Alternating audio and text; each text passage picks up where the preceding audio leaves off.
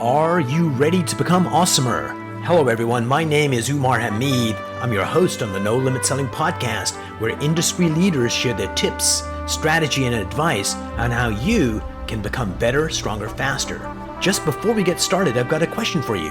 Do you have a negative voice inside your head? We all do, right? I'm going to help you remove that voice in under 30 days guaranteed. Not only remove it, but transform it. So instead of the voice that sabotages you, there's one that propels you to much higher levels of performance and success.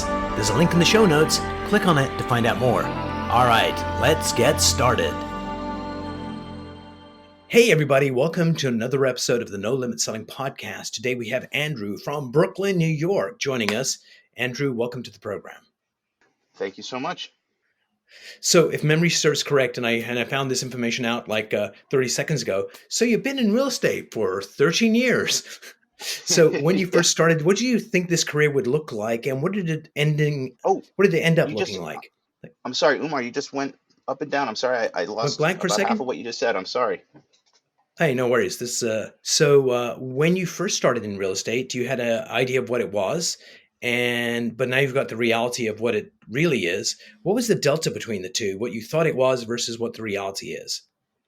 When I started, I came from hospitality and a little bit of property management side of things. I ended up moving, strangely enough, to Utah and kind of doing the Park City high-end rental world, and Nice. decided that I couldn't handle Utah and moved back to the city and finished my license and did all the rigmarole to get that going. But I thought it was much more of a hospitality kind of, opening doors and welcoming people and giving them everything that they wanted and everything that they needed all at once, when in reality it's much more of a business that is focused on going after new business and kind of making sure that your client's best interests and are what takes precedence despite what other forces might come out their way. Basically, it was definitely not just opening doors and collecting checks, as it were.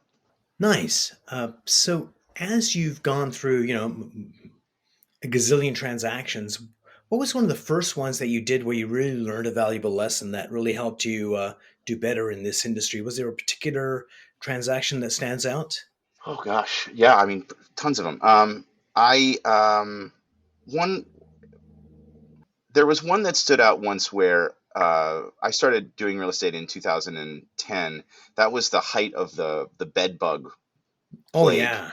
and it was interesting to see how many people didn't want to do things the right way because it was a matter of spending $5,000 per apartment to clear them out. Oh, wow.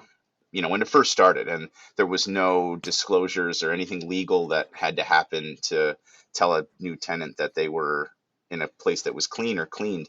And a lot of people would try to sneak bed bugs into apartments. I had landlords try to blame bed bugs on people that hadn't even moved into the apartment yet. And so those kind of understanding that I needed to kind of deal with people that were going to be straightforward and wanting to be doing things on the up and up was kind of what made me realize where I wanted to go in real estate and getting into, more sales based stuff and places where people wanted to be. I want to work with people that want to work with me. And I got tired of dealing with people that were just trying to make a quick dime on somebody else's expense. So, Andrew, you and I are going to save the real estate industry in the next 10 minutes. So get ready. And what we're going to do is we're going to design, what do agents really need to know to be successful in this industry? So a good example would be certainly, prospecting is an evergreen kind of thing. A lot of times people, prospect, they get business happening and they take the foot off the gas.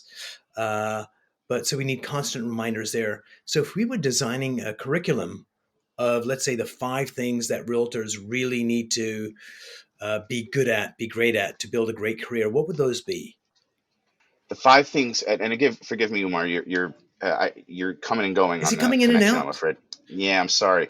But from what I gather, you said the 5 things that we would design a curriculum around trying to get somebody into the business or trying to stay strong in the business. Is that? Somebody that's in the business that really wants to be great at it. Like it's Sure. basically the fundamentals that in any sport that people start doing, but then they forget about and try and do more fancier things. Like, what would be the five fundamental things realtors really need to be great at to build a great Sure. career? Well, in the middle part of my career, I actually, at my first firm, I worked for a smaller firm called Ido Properties Group, and I ran their Cobble Hill office. I was a manager for about 7 years, broker manager, so I had my own deals as well. And the agents, I have experience with seeing what works and what agents stick around and which don't. And the things I think let's see, the first thing is obviously, you have to be able to get up earlier than everybody else, and you have to stay later than everybody else. And So while work that's, ethic. yeah, for sure, you have to have the idea that you have to be of the idea that you're not done until the deal is done and the check is cashed. And that's true for every part of the business, though. So prospecting leads, following up with everybody you've ever met, showing the house and getting preparing the listing for, preparing the listing for the public. Being able to not stop until the job is done is number one, and you probably won't get very far in this business unless you do that already. The second one, I would have to say, is the one that gives me the most trouble. Probably is just the organization of data and contacts, and having a CRM or having some sort of system that keeps every connection that you're going to make in some sort of order. Because the people that sell one house and don't go to open houses and don't follow up with everybody that came through aren't going to get that second, third, fourth house down the line. So being able to track your business and having specifics, data about who you're meeting, what you're selling, what your price points are, things like that is very clutch as well.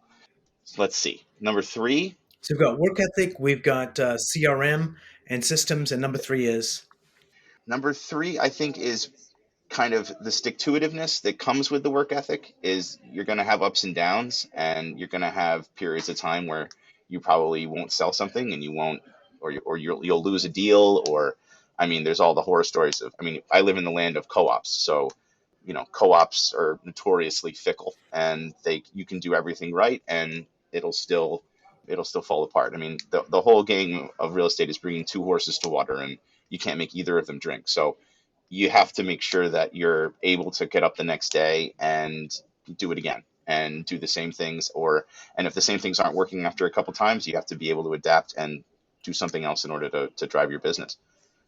Let's see.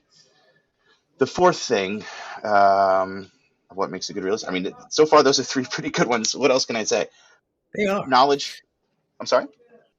Yeah, they are pretty good. So yeah, product knowledge, what's happening out there, and how Absolutely. do you? What are the most effective ways of doing that? Because you can. There's got There's to be better definitely, strategies. yeah, go see property is probably the number one thing I would suggest someone new, someone trying to get into the business. Understanding your neighborhood or your area. I know that in New York City it's very specific. There are entire agencies or entire agents businesses that are dedicated to just one building. I mean, one block, one avenue, one neighborhood is one zip code, which is very, very small area. But you have to know what the top floor is selling for in that building. You have to know what houses on this block sell for when they're landmarked and are gut renovation, and or gut renovated would be needed. And you need to know you need to be able to inform your clients and teach them and bring them onto your level so that they understand what they're getting themselves into.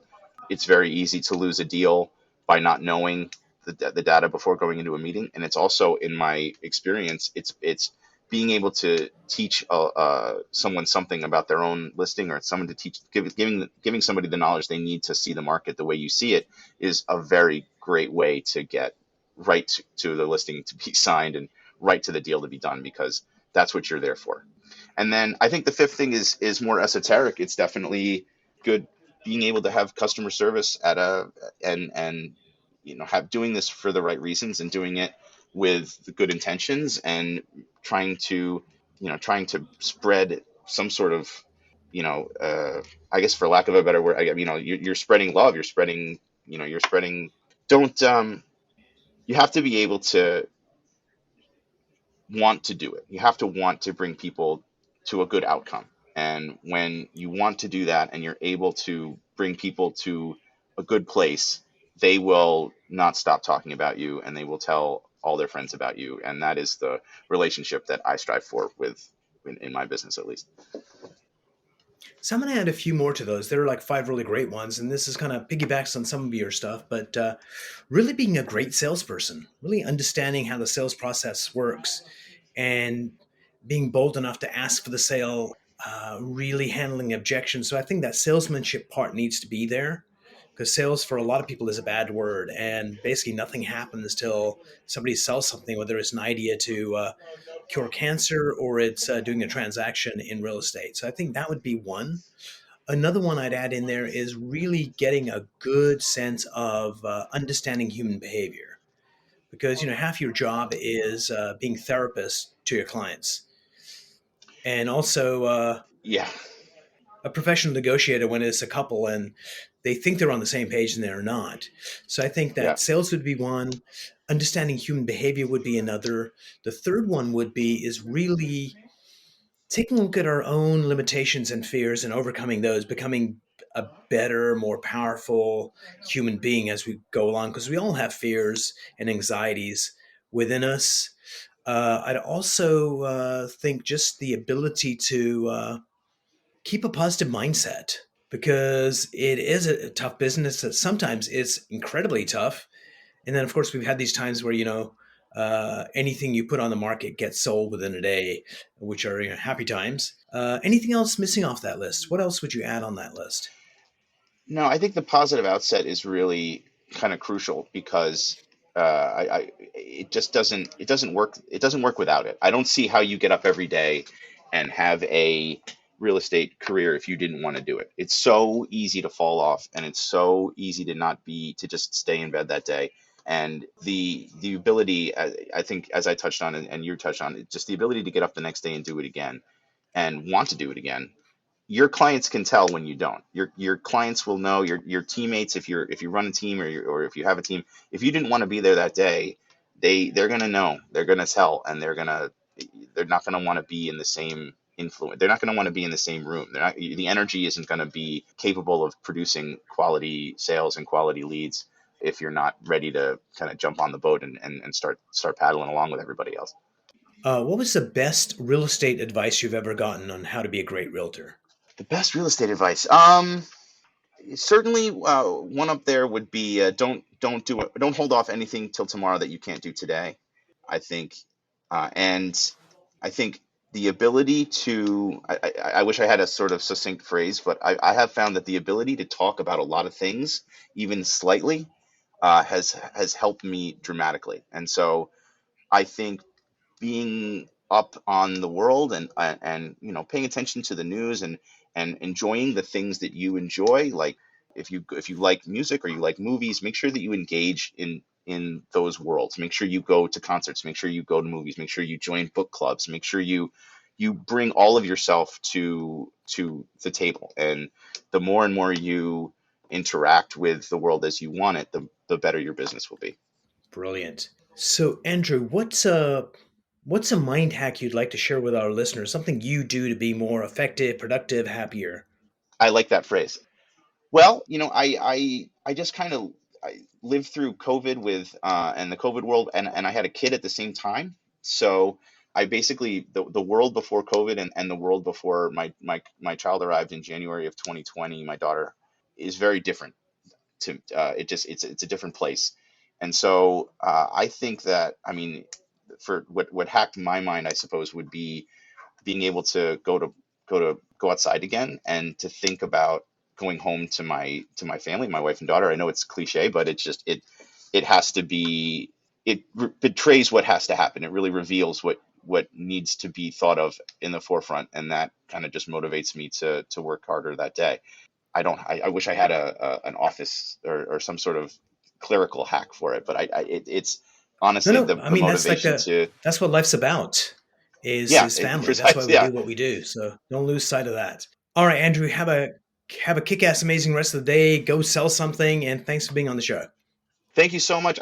Umar, I'm sorry. I wish I could hear you a little bit better. I feel a little off with the connection, but I really appreciate being invited on here.